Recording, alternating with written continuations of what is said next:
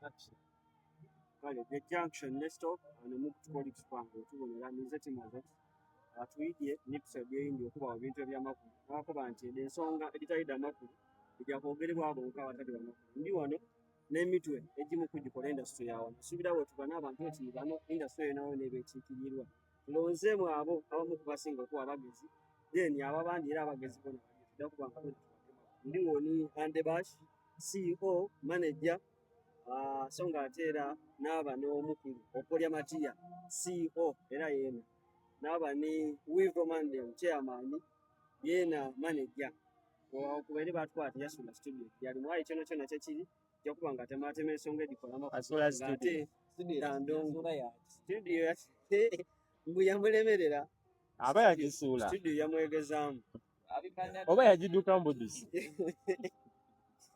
yamala okugifuna mukyaye ndekera mwe yawasa omukazi amaanyi mangi buli kimu kyonna kyonna yakifuna muso tujja kuba nga twogera twidye okuba nga tegeera ku nsonga ediri kutambula naddala mu entertainment fraternity tujja kuba nga tulingiira obbanga eyo mwaka guno digutambulire ku ndongo tujja kuba nga tukitegeera ikoze etya biki byetusobola okwakivinga mu kwota y'omwaka biki mu haafu y'omwaka guno era biki ebisobola okuba nga bidema tujja kuba nga twebazaako abo abakoze obulungi then twongere n'okuwaako amagezi abo oba oli awo abakaali kukola kwekyo kitwabasula because tulina okumakinga sure nti industry etambula okubita mu kwogeraku ng'era kubaani bwekoba okomenti nize timoze andi wona opolya nsuubira andi esokola busekuba tutuba the junction let's stop kemalamusiza nnyo abali ku junction let's stop mwebale nnyo kugoberera sajjanje tumuze twaniriza mu kantu Kampala tekoze bulungi tenkoze bubi tekoze wanti Oluganda nzira musombo twogere tusooka Kampala tekoze bubi ndabika bulungi oli kuboneka bulungi ndabika okubeeramu n'ebibuuzo olabika okuba nga olya bulungi abandabirya bulungi please olya bulungi anyway webale nnyo mwali eddala nze Andebash bwe ndi wano nange ndimu kwatunulira ensongola awo zitambula mu layini ndi CEO Mnaina Awards Company Limited awo nange ndifaaniwe ndo nga abalabe bali wabula nawaayo ango yange y'okuba nga ngobeera ne manya ebitambula tusobola atleast okwogerako gatako ettaffaali ango ya mainstream so bwe tuli katemeteme tulabe ekinaggula bale muli mutya nze Okolya Matiya ate Okolya live ajja fefeta mufefesi nabadde nekolako comparison mu bintu byenkola mukimanyi nageze okizuula nga buli kyenkola nze akisinga tetukimanyi atunyonyole tetukimanyi kuba wabaddeyo obuwomu kati tunyonyolemu nekozeko comparison omanyi kola sports no ande mbuli akansinga okola sports sooka alindeko ande wamambulira ani asinga okola sports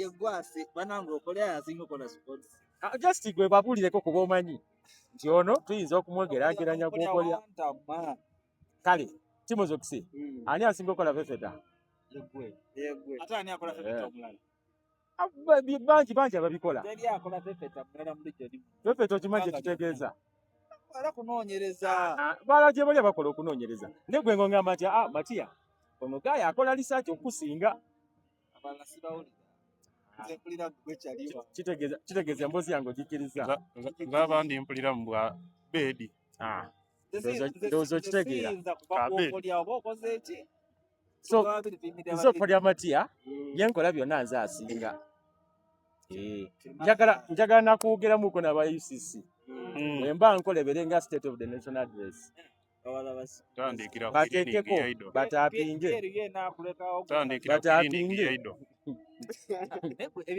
screening sijja kusobola kubaawo nja kuba neebase nja kuba neebase tutemba neebase nze ndi mu SDA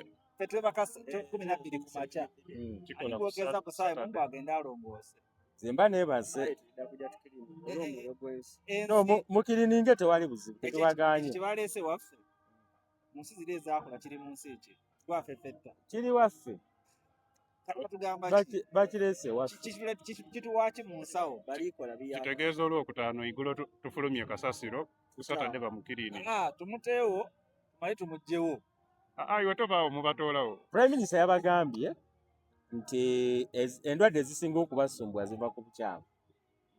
So baatula last year mu Gw'omunaana Entebbe eyo ne bakkiriziganya nti buli lwa mukaaga olusembayo mu mwezi tujja kubangayoko ne general cleaning ya ssaawa 3. Batwebuuzaako. Bo beebuuzaganya. Omanyi baminisita bamanyi ebibakwatako mwenna. Bajja kukyaza mufeefeeta ani. Mufeefeeta sikyaza.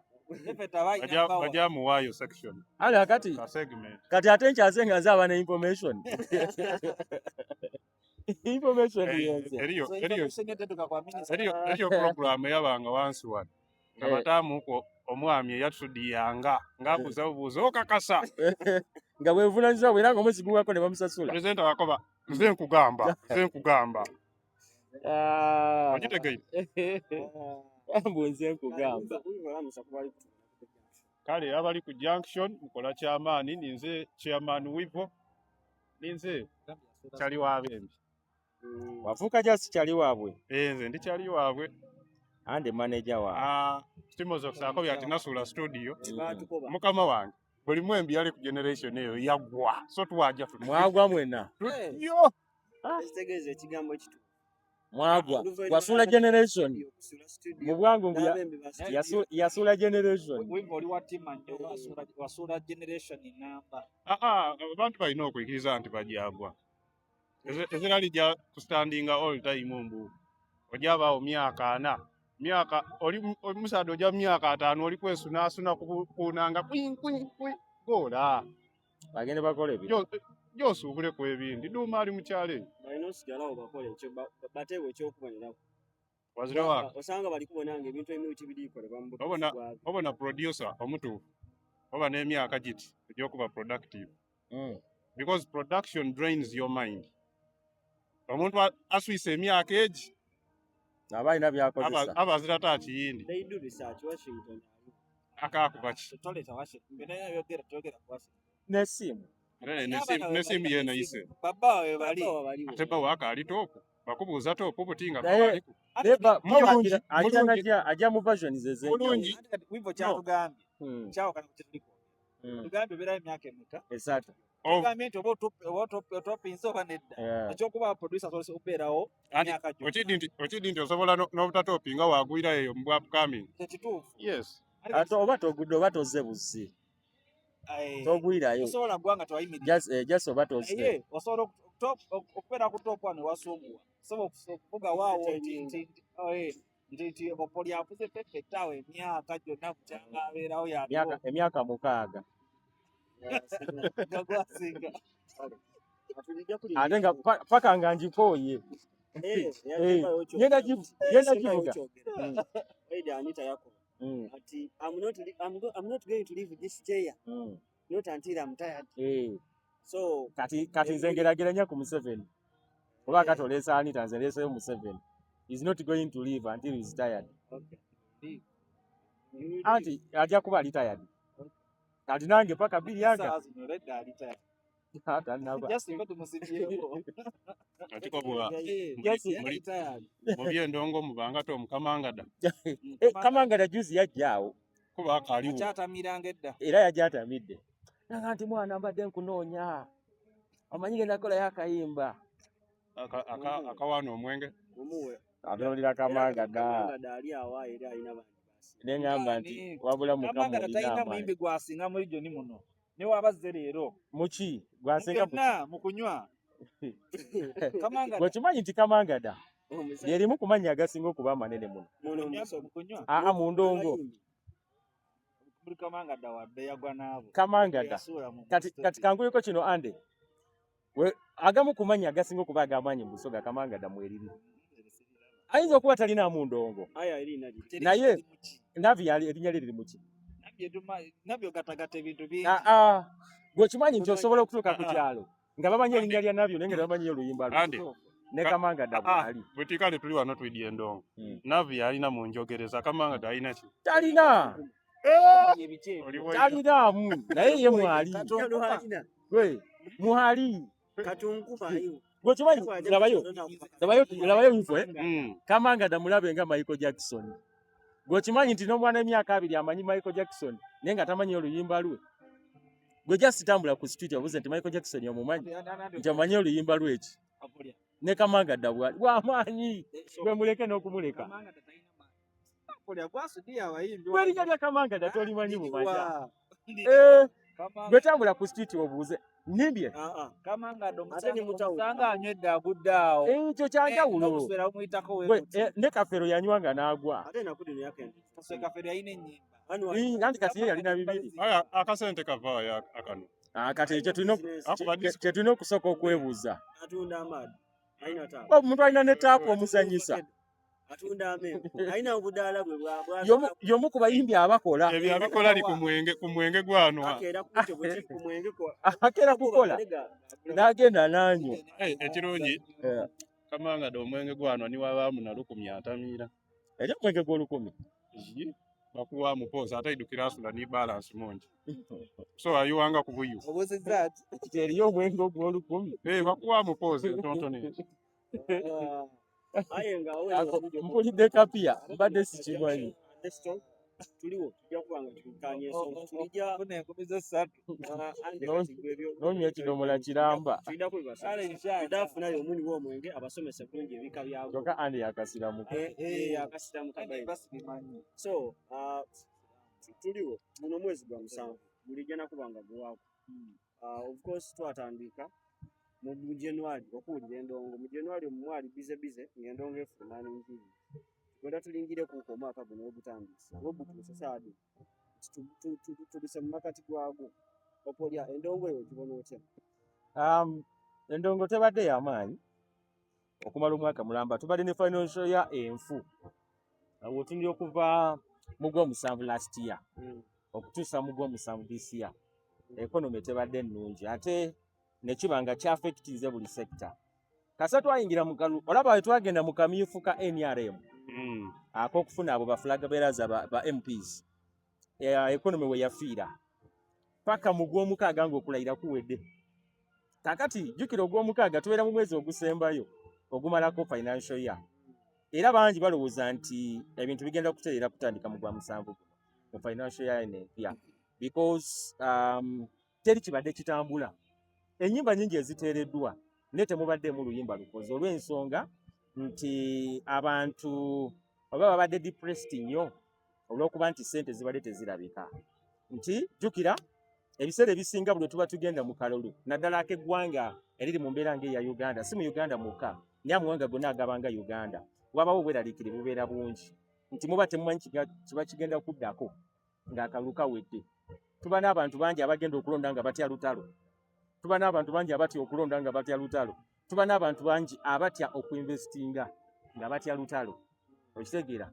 Kati mu mbeera eyo twalinamu n'ebivulu ebyalemesebwa okubeerayo. Twalinayo abategesi b'ebivulu bangi abaatya okutegeka. Twalina abayimbi bangi abaatya okuta endongo. Twalina abadigize bangi abaatya okugenda okudigida. Of course olw'embeera gye tubaddemu ey'akalulu. Kati ate ne tutuuka mu Gwokubiri ne tufuna olutalo lw'e Iran nalwo lukosezza ensi yonna ebadde nga COVID. Nti tukimanyi nti olutalo lwe lwatandika waliwo okuggala gundi waliwo akagolomolo tugiyita mukutu mu bwangungu amazzi amaato mwe gayita bagiyita Homaz. Nti Homaz eyo eyisa ebyamaguzi 20% ensi byekozesa. Kati weesanga nti olw'okuba waali waggale economies ez'amawanga agawirako ddala zaafa. Tulabye amafuta engeri gye galinnye mu Uganda. One of the reasons kugala state of Homaz. Ate nga tekibadde mu Uganda mwokka. Ate nga si mafuta gokka ge galinnye, ebintu bingi ebirinnye. Kati ebintu we birinnya ate ng'abantu baavu weesanga nti businesses ezisinga ziba zikola ki? Ziba zikosebwa. So endongo ebaddemu ku businesses ezikoseddwa. Mbadde ntunulamu okuva mu January nga neebuuza ekivulu ekyaliko mu Busoga eky'amaanyi nga temubadde. From January twalina ekivulu ngamba ekivulu eky'amaanyi ekigamba ak'amaanyi kateeke enikoti. Akagambo eky'amaanyi kateeke enikoti. Kale kavulu k'amaanyi.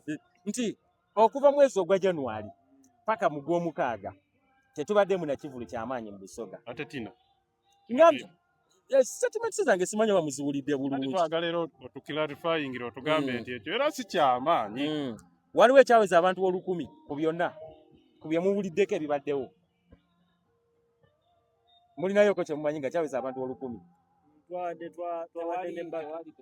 Twadde ne Muganda wange zonna naziraba. Zonna naziraba. Zonna naziraba. Kubanga kakati eyo namulesa press conference ye namulesa. Ye yasinga okufuna abantu abangi. Press conference. Press conference. Nyamba abantu abali ku press conference baali bangi okusinga abajja mu Kivulu. Gye twali tuyitanga event yasinga okuŋŋaanya abantu abangi. Nabiraba. Anti era nabiraba. Era nina n'ensonga lwaki sikyogeddeeko. Era olw'ensonga nti nabiraba ebyaliyo. Butereevu. Tetubaddeemu na Kivulu ky'amaanyi. Si nti abategesi tebabaddeewo, si nti abayimbi tebabaddeewo, naye embeera teriyo muntu asobola kukwata bukadde 3 oba 2 kubiteeka mu Kivulu kyatagenda kuwezamu wadde obukadde 5. Okitegeera? Emabega nti tubaddeko oko ne ono mukulu wa Kaliro Solayani. Yes, John abadde ategeka ebivulu. Era nalabye yalanze olw'okuba nti ya predictinze nti obaolyawo economy egenda kukola ki, egenda kutamujjukira nti bwe tubadde mu kalulu awo, akalulu kagwa mu January, amabanja agabadde mangi. Kati ba MP batandise okufuna ku ssente, zatandise okudda mu bantu. Basuubira nti obaolyawo mu Gwomuna n'Ogwomwenda abantu bajja kubeeramuko ne ssente. Naye nga gino emyezi egisooka gibadde mifu. Mubaddemu endongo eteereddwa. Nga mulimu oluyimba lw'owo obudde n'oluwuliriza. Noga this song is good. Lwali badde lusobola n'okuba hit.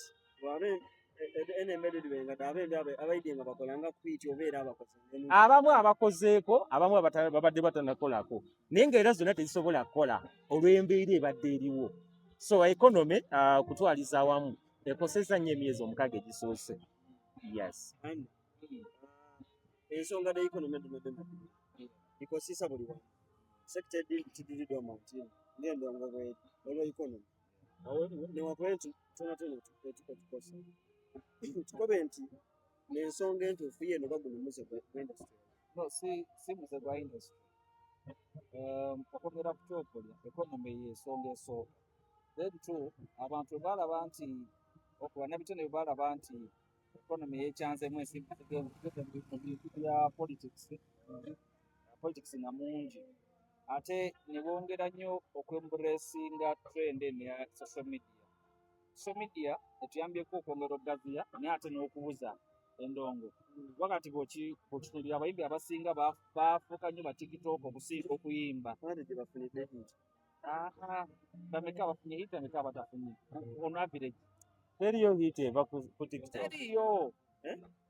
Ku TikTok tekuba hit. Tosobola kuŋŋamba. Ku TikTok okubeerako sound. Sound ajja n'ayita. Eno n'ezimba hit. Tekuba hit. Saba okola hit song. Hit mainstream yagikola. Nti social media. Ogenda balanga abayimbi ababeeranga ne time ekola work to work. Bali mu kudda ku social media jasanga bali kuyoba online. Bafuuka ba comedian.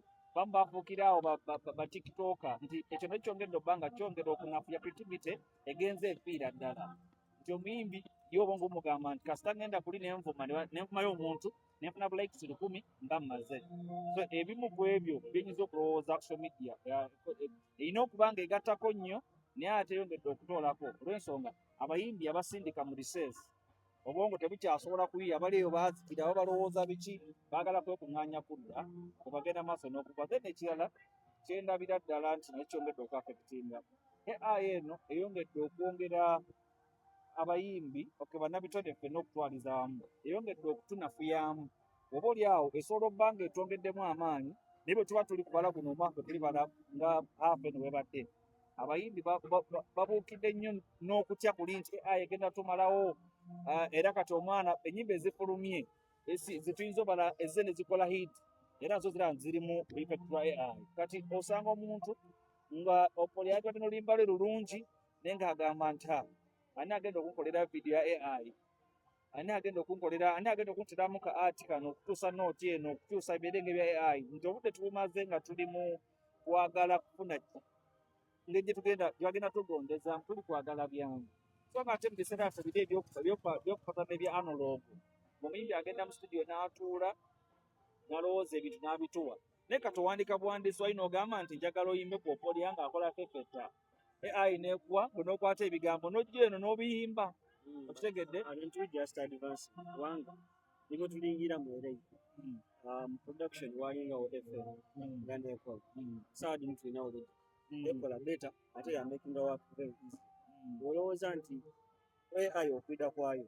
kwaba bali gikozesa obulungi kusuubira nti eri kubagasa oyogedde nti abali gikozesa obulungi nze gambye abayimbi abasinga bataddeko balemereddwa okugjamu ekyo kirungi mu AI one abamu ne bajja nga bagitya buti oli naatya okutuula alowooza ebigambo ebituufu n'agamba nti wenagamba AI nti mpandikira akayimba ku gundi kengenda okuta okitegedde nti AI yongedde okulyawo creativity ne producers nti producer bwakuwa oluyimba ssaawa zino n'akwata engoma y'emu eyo n'akwata AI n'emugula tracks ssatu n'aweereza omuyimbi wimpo bajatwala luli nti creativity yaffe egende fa singa tuddamu ne tukkiriza nti kati biri weebiri tulina bikozesa kugusa kyaffe abaana nga ba Joshua Baraka Joshua oyinza ogamba nti si yali talented ennyo naye bamanya kyakukola n'amanya nti kati nze nsobola wano audience yange eri wano n'agamba nze oba nyina ebirowoozo basiina ngenda kukola obuyimba nti basigadde bata music katate fe abalala agambye baana oli musajja mukulu ali mu kirinti balina ka project yawe kubalonki n'ababoti nabo bayita bange ate musajja wange so AI okubongera okubeera ey'amaanyi twafekitinzeemu abagikozesa obulungi bagifunyemu naye wano wetubuuza Uganda balina ennyimba za AI bali bameka okitegeera nti tukyemburesite ne tukikozesa ate bubi then gambe nti social media eyongedde okunafuya kale kisinza okulala okutubeesa nga embeera mbi bwavu abayimbi bali mu mbeera nga tebalina ssente ng'abalala batalina naye ate bannabitone abayimbi waliwo time nga music andi ekikola music sente music oba tolina ssente muveeko ogenda kujja audio omulungi nga tolina zikola production audio mulungi ani agenda okuba video y'obwereere promotion ogenda gikola otya nga tolina ssente kati ekyo nakyo olw'okuba nti gavumenti yakwatamu ssente ne zibula mu bantu n'abayimbi ne zibula nga tewakyali bivulu tewakyabeerawo esente ezaddewo ng'olina kubeerawo enaalemu zifunako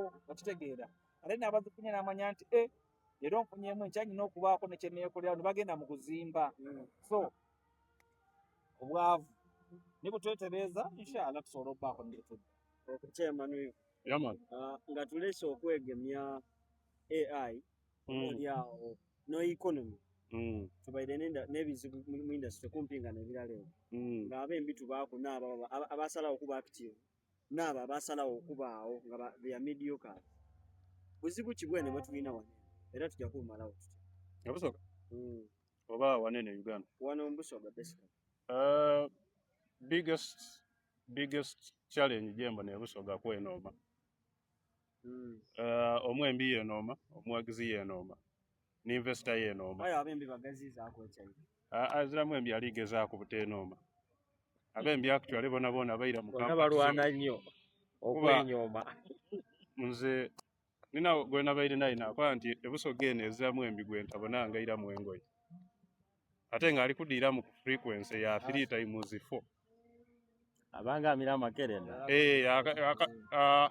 ole yaba n'akasuuti ke katatamu saati yaja yakakubiramu ewa baroni yakayingiriramu ebuyende yakakubiramu stage ekayunga aye nga byona biri kamera ate nga nakoba omwana ati butingema omuntu yaida yakubiramu suuti wano suuti direct ya empale debi papi ndaledo oba kyanyuma kyo bayita extra concert oba extra concert bali kwambala oti balijamu extra concert ab'embi beenooma oyagana omwembi wamukoba oti but I think we should do a better project yakola ati bawere mwamu okwenooma oba babesinga audience gye balina. Anti iwe sooka lifting ekyoyina. Obone site. Aka omwana idanga wa kyalo. Idanga nize Lil Puzzle lunnabe. Ayi afuba ino ya branding anti abawagizi be bajja mwikiriza anti munakyalo ayi nga ate abawagizi be tiba kyalo.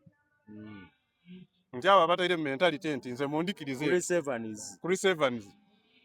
Asobola okuba Serena which is a VIP venue. So abembi benoma omuwagizi ye noma. So yagala Menton Ras akubere jury.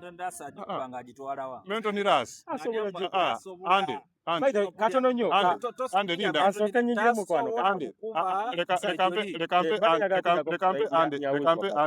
ande example Menton Ras leka kale tumunome tumusule wansi tukobe tutya embera ab'ebikado n'abasuubuzi wansi wabafunye venue let's say Trans Africa bichi nasked na nga ali serious yena bali abamutegeke bali serious okidi nti abantu bali mu 5 kyembali njagala okugamba ono bwe lwaki tasobola kuba anti nina sobola okubeerawo ogusooka nina kyembali njagala okunnyonnyola katono there is a first time katono nnyo wivo omanyi DJ gwe nsinga okukkiririzaamu wano ebisoga asinga okuba creative bamuyita DJ Job.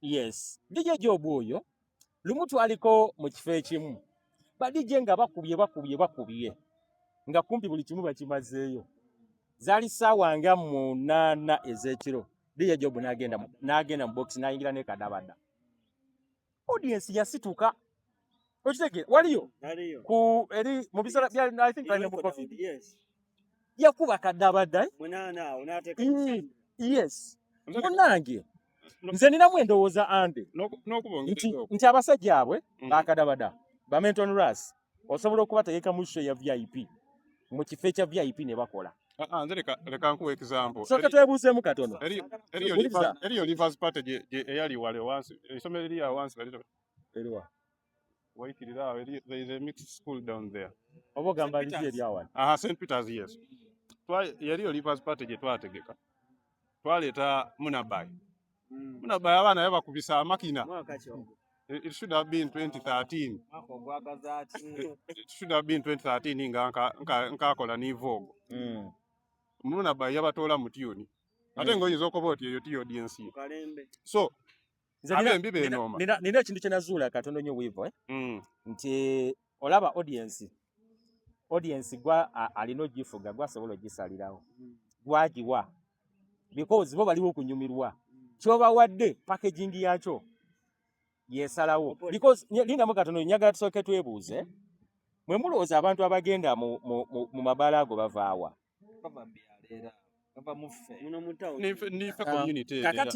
kakati kyemugamba nti abo abantu abagenda mu mabaala ago tebamanyi bakadabada okitegeera babamanyi ate nnyo tebaziika tebabya nnyimbe lindamu tebagenda kwanjula kati baani abakubayo eyo kitegeeza ngamba abayimbi kitegeeza nti abayimbi bano engeri gye bapakeginzeemu basobola okukuba mu bantu abo okitegeera basobola okukubamu abasinga bananyini bifeebo bakoba nti balina audiences okuva mu bitundu eby'endawulo nti ene mbadde abembi oba oli awo abandi tebakuba embaire basically tidi kuba kati nkunyumizeeko ekisesa okimanyi nti ezo ennyimba ze zisinga okuba ez'akabi mu kiraabu obadde okimanyi ekyo bonna woolukubidde ze zisinga okuba ez'akabi kamwidukize bulungi naelvi kasino ogidukira naye ti kijyosinga kuidukira olyokedde baawo yali baali bamukirizaayo siti gye yategekanga yali Lusoga night it was something nga baana baanona abagikuba I think it is the popular night ebaire of late era kasita yasala amaani ntirooza nti eriyo n'ajja kasino nze kati kangwe ekizampa endala saawa zino amapiano ge gasinga okukuba si bwe kiri njagala ebbaala ng'ekutte ng'amapiano gatabuse bakubewo oluyimba lwa Mr. Kisigo Nsiimi olabe oba bakube beti mpologoma omukwano teguzirirwe challenge ya ande ande tuwe nze kyendowooza ebyo ne bigambo birungi naye tuddeyo ku muyimbi tuli kwagala oteeka ku oyogedde ku package baabayimbi tuli kwagala tuli kukyogera nga bwe kyandibadde tutegeera mu nsi eyaddala nti omuyimbi waabwe tuba tumutegese biki bo mu bwongo bwabwe ne mu birooto byabwe baali balooseko cooperative egi ye yeesetinga nga yeesetingire ande kankubuuze kamaleyo kati kamaleyo tetuli kwogera ku kiyinza kisoboka possibilities nti osobola okujja n'okwata kadabadawo n'ogamba kadabada ngenda kuteeka ku rejoli naye kadabada twali tufunyeyo kadabada obanga ng'ategese ku gundi ku paradise kyali kitya bategese ku Transafrica kyali kitya otegedde nti tugambye babayina bajja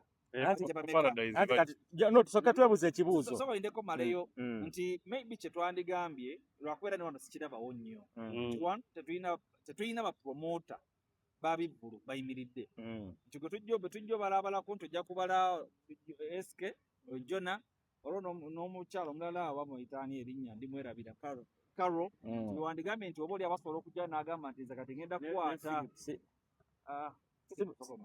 si bategese waivulu jasi balina ssente abalina ssente bangi naye abalina omutima oguyamba balina jasi ssente naye nga si bategese nti abantu ng'abo nti tulina abitaxi tulina Robert yadde yamala neyonoona naye ajja n'akasente ke n'amaalo n'abako nekyalagawo nti sobola okukwata wizo bamuleeta ne ssente kitereeze yali project so kati singa tufunamuko omuntu oyo because kati gwe omuyimbi atambulira ku artwo tetulina muyimbi wano mwabo naye muligamba asobola gamba nti jala kuteeka ku rejoli abantu ebyo muligamba mbu tebajja nagizaawo taliwo tusooke tukyebuuze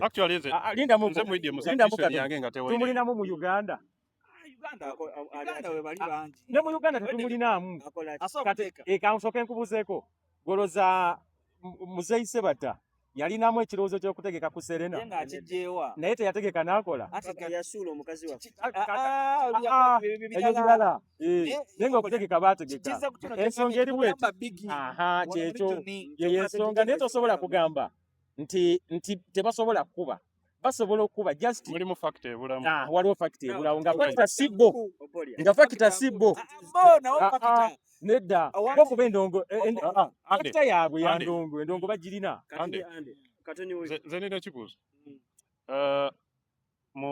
mu kubonaku andi olowooza omwembi nga ankohoyi wabula ku kyokuba lejoli kati ndikwenda tupackaging weenaawe era tuwambe kuko okuzimba omwembi because nze nkakasa nti buli mwembi yandyetaazeeko okuba ku top buli mwembi yandyetaazeeko okuba mu Jinja nga bw'ajja e Kampala akuba era bamwedi ng'afuna emisente nenda tuzimbe kuko omwembi biki omwembi wawano ankohoyi wange oba munabayo oba tinabebe byabulamu okufuna audience ya lejoli nti batuuka n'okumulowooza sooka omwembi gwe bayita Reigi ali mumani awesome pandiment yaho ibagiyita batya esamba kyenkanawo endongo eteeka ku status kati eyo point emutu si wekiri Reigi ate ekuba n'omuyimbi oluseke Reigi waba ayimba management ekuba n'omuyimbi oluseke kolyekutta kibadde tekyetaagisa tuli comparing okuzimba ekyo tutandikire ku ekyo nti fe okay tuyinza oba tetuli ba mukisa eno kuba nti tulina abayimbi abalina management oba tulina bafanda abasobola okubanga kalifuna management lwakuba kali kukola ebyo ebisikiriza omuntu alisobola okuminvestinga wano baabikola dda naye just tusooke tukirize nti eno abantu baavu betulabanga abagagga banaku toli kuyirayo ku factor yole gyakobe nti twenafuya factor y'obwavu nkulu n'obwavu ebyo byaddala omanyi mbarara katonya ndeka nsooke nkigaziyemuko ekyo ekonomi yonna etambula ebeeramu classes z'abantu 3 oba 4 naye sub-region eno erina ekizibu nti erina classes 2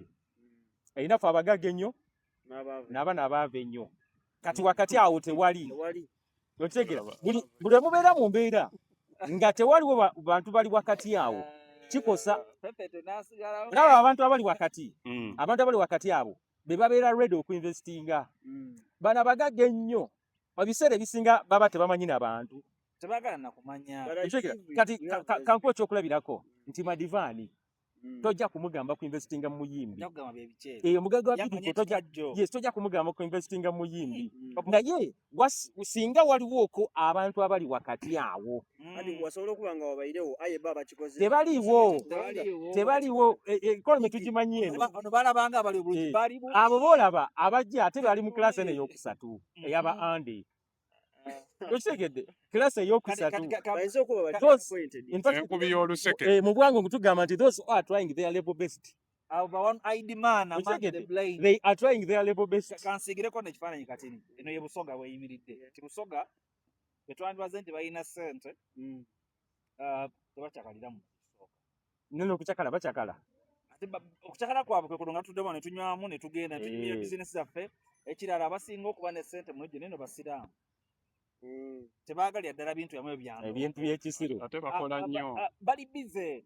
Abantu badde ne ssente endala balimi ba bikajjo. Ate abakukwata essente oziteeka mu hooyi. Ebitaado byange tibigwe. Anti ayera nabageziza anti sibe batuufu. Kugira sibe batuufu. Abantu abala balina ssente bebali mu kiraasi eyeefula mu bo baakabi nnyo. Me am a lawyer. Okitegedde? Kumbe balina lugezigezi. Lugezigezi lwaki? Si ssente. Temulina tebalina ssente balina lugezigezi. Abantu ng'abo ng'agamba nti I cannot invest in those. Nsobola mba njagala omuyimbi njawuliza music wa Joshua Baraka. Kati abantu abali abalina eyo entegeera be basinza okulaba nga lijjo nene ebeera wansi. N'embeera okisiigire weenaawe. Ife tukoze otya okusikiriza abo abantu abalowooza nti tibaliment ku investinga mu industry. Tubasikiriza bati. Tebaliwa. Tetusobola basikiriza. Tulina wabagayiga. Tebaliwo. Temulina okukola mwakikola dda. Muyimbi kuyimba. Jasi labayo Timothy Okise. Gwe olw'okuba nti bw'olaba olowooza nti be bo. Okitegedde nti be baaliwo gwe bw'olaba olowooza nti be bo naye nga si be bo. Mbalala eyo giraba. Mbalala ebibuku bitudde birimu ssente. Mbalala otugoberako kuba raddiisi abasinga obungi bavaawo. Tunule mu bifo ebyo ebikontrolinga ssente mu nsi. Kifuula eri eyo kubanga muganda wange mu kubeera n'ensimbi mu ekonomi gibala nti bali somewhere. Kyobola alwejja kugamba nti nze nja kukola show yange niwe mangikoze eyo mbeewo ng'afunye miliyoni zange ziwera. Jasi kansooke nkubuuza ebibuuzo bino bibiri wammanga. Muno bantu bameka b'omanyi abali ready okusaasaanya ssente nga tezigenda baluma. Because mu ndongo ekimu ku bintu ebikirimu kubeera ready kuteekayo nga togenda kuzza. Talaafiya. Okitegedde? Gwe njagala ombuulire bameka muno bola abavuga emmotoka ez'akabi.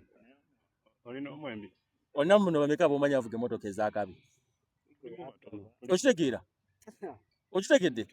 Tuli mu bato. Okitegedde? Nti bameka tubeera kati tugeze. Wano omuzannyo gwe tumanyi ogusinga okubeeramu abasaasanya gwe gwa rugby. Mirundi emeka gy'ogenze ku rugby eyo n'osangayo abasaasaanya. Ojja kusangayo bashoni bange. Alina okitegedde? Bw'ojja okusangayo bagaga. Ali ku seneta. Biba biirayo ate nga omwenge banywa promotion. Ku seneta ate ng'alina anwerayo seneta. Nayo Ng'alina ku seneta. Sponsor wa liigi. Nze nkugambye. Nze mbeera mu sports. Okitegedde? Banywa omwenge gwa promotion.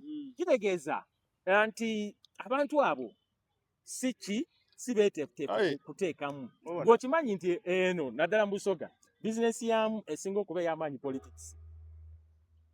Okimanyi ekyo nti bizinesi yamu politics. Actually ne Uganda sawa. Naye gwe njagala ombuulire ba politicians bameka b'omanyi abali mu entertainment. Olinayo bameka b'omanyi. Bakuba n'abaakajja olw'okuba babadde just ba entertainers.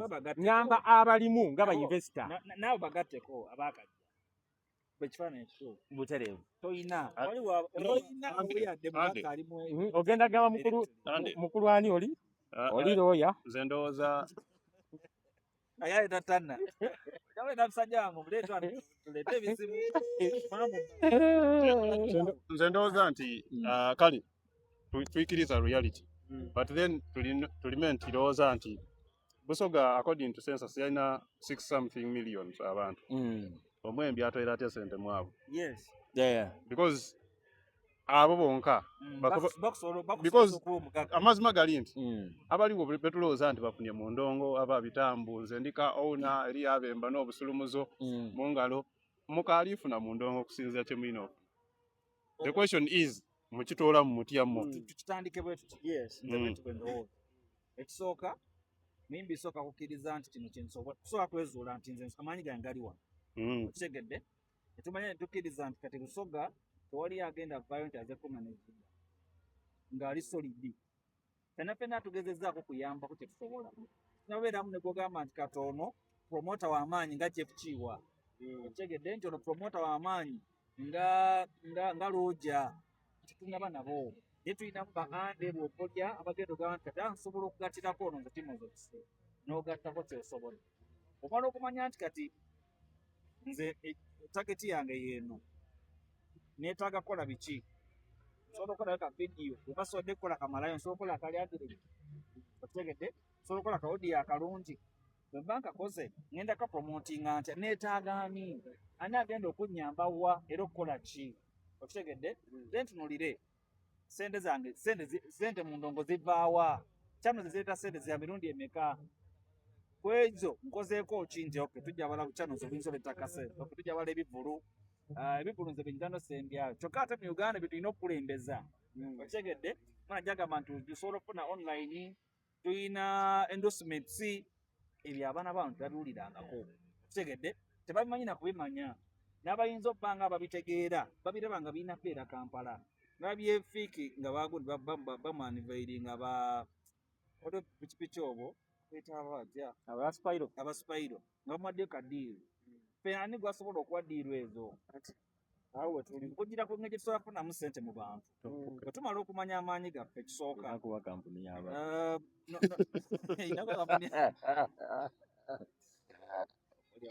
Mwana Temwagala Muleseewo. kati ekisooka omuyimbi yenna twogere ku muyimbi wo nga Hoyi. Hoyi yamanya nti nsobola okujja Sedemba politician. Tojjaawo mukono sigazaawo. Nemanya nti waliwo n'omuyimbi oyo yakwagala ng'oyimba ne yazo eyagalanga ennyimba ziri ze wayimbanga kye kyakwagazisa abantu kiremereko. Simanyi Bahoyi baasasudde gundi sente ze. Salamu Musumba bamusasula. Atugambye baalya sente ze. Anti akati ye yabadde yakatugamba. Basasula kwani okutoola ku Salaamu. Baalya sente za Salamu ne bamuvuma ate. Baalya side zeno ne Ani yali fundinga ku bombi. Kadaga funding. Ffe twagala zaabwe. Oli babaziriwa Leka Salamu muleke ali ku list ozirabawa. Ati ya misa ameka. So Salaamu ati imekwameka. Ati imeka. Manya nti nze mpambalala kansigire ku koyo omwana w'embalala Reigi nze mpambalala. N'amanya nti naye kati bapromota bazudde nti bantegeka Kampala sobola okukola ne afuuka wa bbeeyi nti omukkirizisa okujja omuteeka wano olina okuba oyimiriddemu kuba yamanya nti nze erindi kabambo nsobola okukola neneefunira. N'amanya nti ekyakiyinza okunnyamba ki music wange mulungi. Reigi ayimba bulungi yewadde time. Tulaba ne batipa agenda okujjanga naye akyewadde akikoleredde. Tukyali mu baana bagamba olinga n'okuyimba. Bw'akeeta ku makya n'ayita koyo wimbo n'atamubuuza ng'agenda mu studio ng'ayimba ku ekyo. Tabawa time kulowooza kwe bagenda yimba. Nze manya nti abantu bange endongo asinga ogikonsuminga bali kamuli oba olina osooka otteeka. Okitegedde? Wano tulinawo ebipulu byano bya rediyo. Obuki rediyo zaakaserengeto. Tebagenda bajja kuyita wakuwa emitwalo 2-3. By the way, oyogedde ku radios. Zicontributinze ebitundu nga 8 okwavuwaza obwavu obwedde obubalimu. Bali mu 9 mu 5. Olwedde baavu. Radio. Naye ate zongeddeko. Omanyi okubanga zibaavu ki enkwa eyo bagirada mu Lusoga enkodo ejja yanuuna yenuna teyina kyegattako kuno ka rediyo awo zituuse nti zaali nungi zaali zimbe nga zikoze buli kimu bali kyonoona pulasi naye zizanyira abaana endowooza. Kaakati kiri bwe kitye kiringa we bunaakya ne nkugamba nti tugenda kukola bizinensi yemu naawe. Okitegedde nti nfulumya tugeze engoye ndi kampani efulumya engoye bw'oli ogwe nzi supplyingako. Yes nzikuwa ogende ozitunde ate mu katale ne nkusookayo.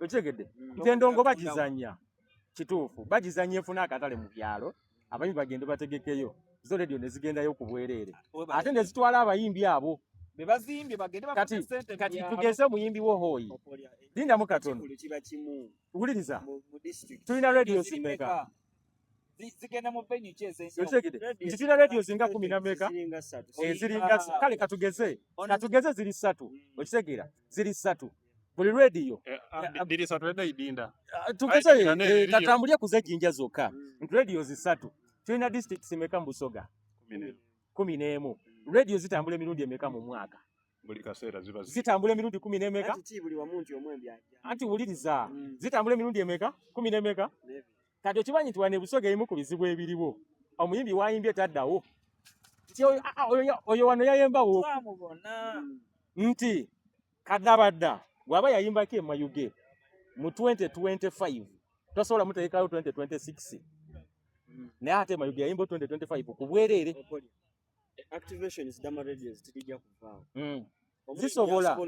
zisobola okuvaawo anti tusinzira ku fititude programs dama zisobola okuvaawo omwembi asobola atya okustanding amidst the demand ebe eri kumukolebwako oba oli awo redi okujja okubembera astandinza atya ngaakaaliwo ngaakayemba nga ku activations ekisooka balekerawo okugenda ku activations anti baida kukyawa anti kati mpulirizaako kino bakole batya activations zino ziraba si bivulu radio weegenze eba tegenze kutwalawo bayimbi kubanga abawuliriza tebawuliriza bayimbi ku radio weegenze erina kubanga etute bakozi bapresenta ab'oku radio kakati gwe omuyimbi gaana okugendawo beerako oko bize kambuzeko nekibuuzo abayimbi abo batwale babasasula oba ne activation simanyi tebabasasula naye baba bayise kenzo okuva eri okujja activation bamusasula oba ne anti awo tuligeza kuzimba anti kati omanyi lwaki bano tebabasasula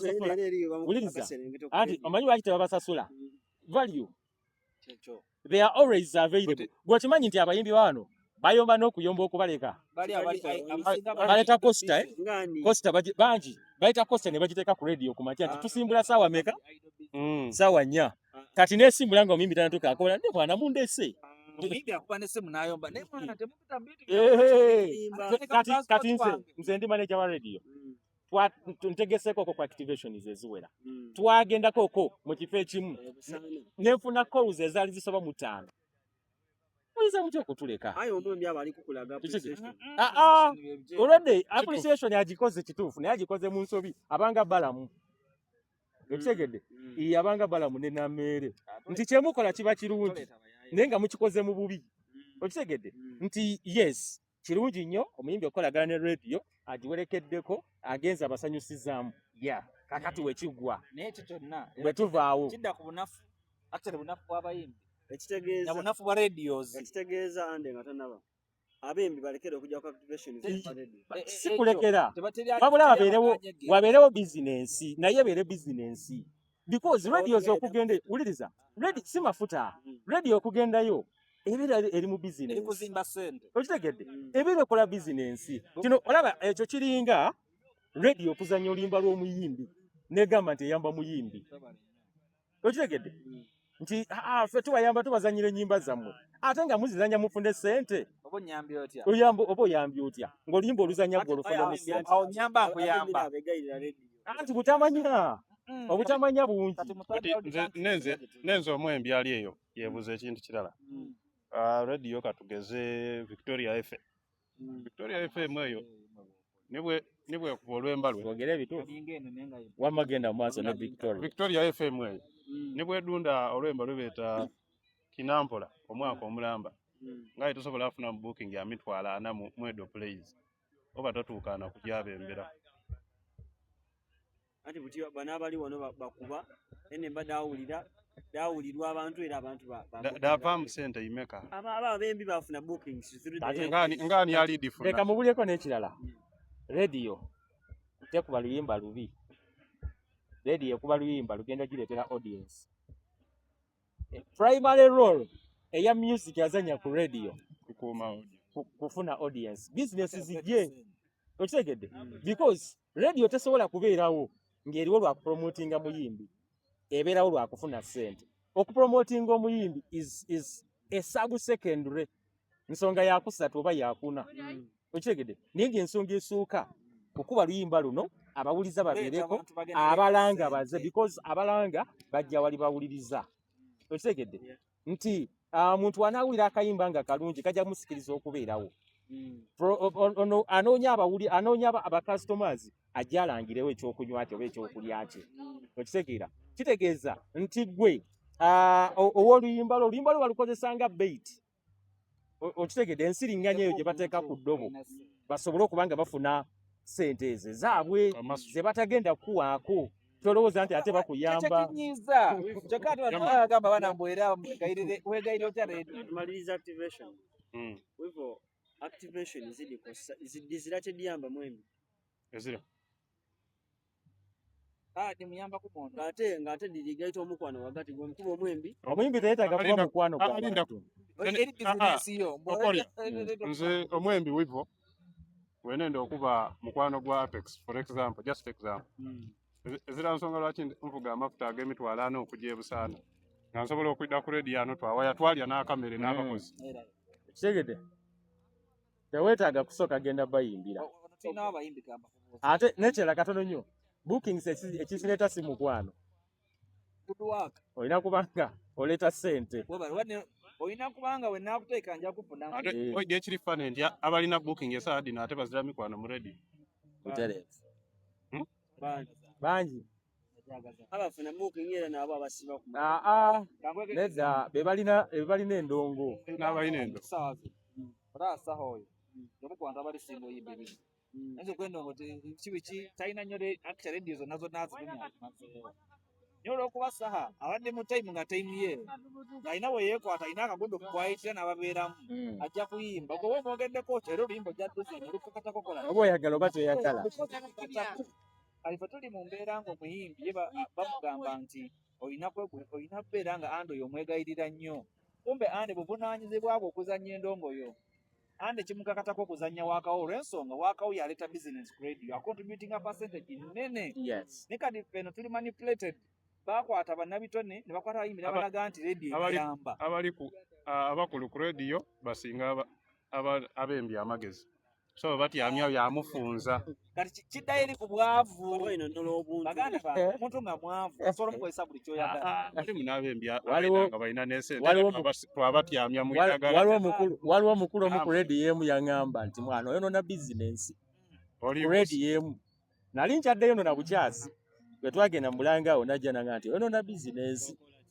tambabuulira ekyo ekyokutwala abayimbi nze nkubi activation kubanga nkyali ku baba lwaki ntokezo za nnungi eri naye ate abayimbi bwe tuba nga ffenna tuzirwanira tuziyiikira zituuka ne ziba nga tezikyatugasa nga kati nti zongera kunafu yammwe okitegedde bwe mbanga nze mba ngenda kuleeta buchaman for example ngenda muleeta eno naye nga mulowoozaako naye akanfuneyo ekyasatu naye nga mba ndi kulowooza ku landi soja ali wano sirowooza nti nfuneyo ekyasatu ani gwe ndi kuvaliwe nga ani gwe nsiikuliwe naye nga gwe ndi kwogerako muyimbi waati abembi bagemye enaku omwembi alina eno embe 2 ed'amaanyi 2 hit songs ajja ku activation yayemba 4 songs ya outworking himself tujja kuyiramu tubone okimanyi liramugalano naye n'abayimbi nawe basinga okubeera abafu kambabuleko nakano katono ande nga tugenda okimanyi nti teriyo muyimbi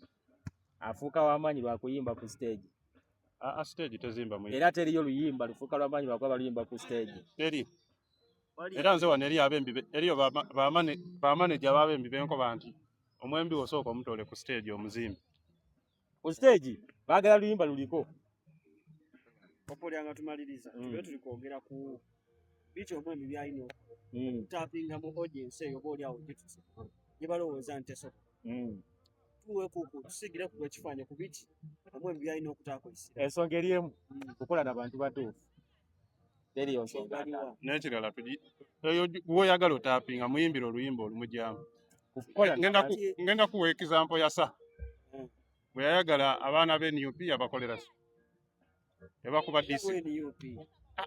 disco ye muyimbi yeko NUP yabakuba disco abalala lwaki si baamaanyi bwayenda gundi teriyo balala Saha bwayenda bakadama era abakubira di freestyle dayo. butereevu. Goli kwenda Kola n'abantu Abatuufu. abatuufu temeretenderenze mbwangu okola n'abantu laba bengi nja kukwerako ennyo example kuba ya up country example kati esinga okubi ne batipo oli omuwala yani oli omuwala owaabwe oli Omega ata asidiki. teeka asidiki bwe yali bw'obeera ne katiimu akatuufu kasooka kuteeka awa naye buli lw'onaaba ng'okola wekka because kati genda kwegeza Obanga okola n'abakyalibo. okola ne bakyalibo nti timu ozokisa akola ne hooyi kyaliwo kwanya entalo waba temina katogo ogamba nti kazi kankubeereremu ne tuli kwogera ku muntu ng'anaatula n'agamba nti kati guno omwaka twetaaga ennyimba nnya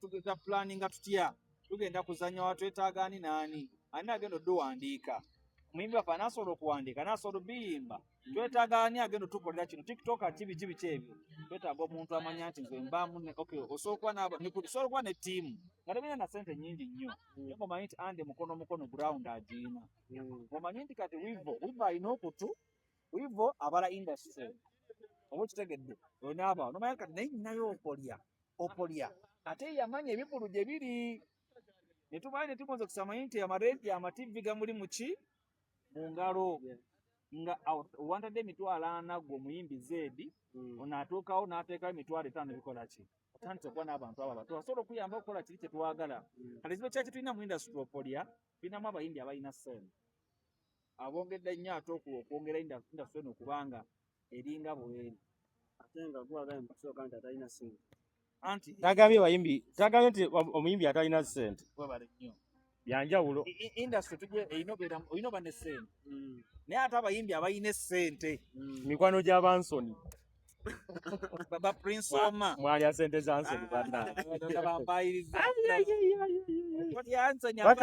Paka nakati akyabaka. Jasize yali kyali wange. kisobola kuvaano nga twogereko ku bimu ku bintu ebitambula ntera ino okugobera abembe baife einuma wambaire nga mbona afande kadabada live ku live ava kwere yajja kwere ava kwere yajja kwere ng'ekiri kumuzinza ku live kutambuza bubaka butuuke ku muntu wa buliri n'omuwagizi wategeera obulimi bwali akoba nti mentoneras yeegulira bwamuze kyafuuka kitonete okutoola enembadde abantu okudoozaamu n'edidede ne kadada yeewandi adoozaamu Obuzibu bwa kada buliwa. obuzibu bwakuba nti olaatoola enembadde yademba Obwo tino obuzibu. kuba mwene akuba nti alikodinga enembadde daba eyo ningi Obwo tino obuzibu. Obuzibu bwa kada buli nti kopi mento ni daafuna ditambula osinga origino. era mukwete Obuzibu bwa kada buli nti kopi etambula osinga origino. Mu industry eno wegendeze bulyako bati bandipa olwemba. Luba lutambudde okusinga olulwe. lwaki obba olimba lwa munno Lwaki toba na ground? lwaki obba olimba lwa munno Lwaki toba Wamma w'amaanyi ta complaining. lwaki tituba mukabada oba nga toli kwenda balwi? kitegeeza kada ti wamaanyi Mulaini eyo olali musimba. bakuba bagoba agwina kuba mentoneras ya freeman n'olwemba balwetagaba obunyi Lwa ku mukolo. simanyi lwaki mumutwala ngalize Yafulumiza oluyimba lw'oku mukolo. Ayongera okakasa nti muwe muzi wa busooka yona. bantu abantu badde bakola komedi Ate era comedy we talina kuba mu bantu. Asaine kuba musawo wa kinansi. No, alina kuba gundi. alina ekintu kyakola Asobola okuba kojja.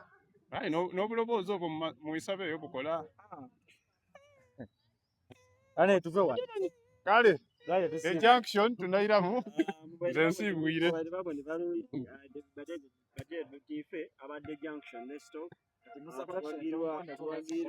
Oyabeera ddala wansi wali. abambusa collection Uganda visita ku main street of starting aliwo walikuwa wakusa kama suti ya mali so ngate walikwenda okutungira suti eno ya ku Magic Tailor workshop eri awo main street opposite ni Tata Owen supermarket senior print media yone eriwo alikuwa ngekuguza bena walikwenda okugya sayo alikwenda okwanga olikwenda mpapula awo akume atakumta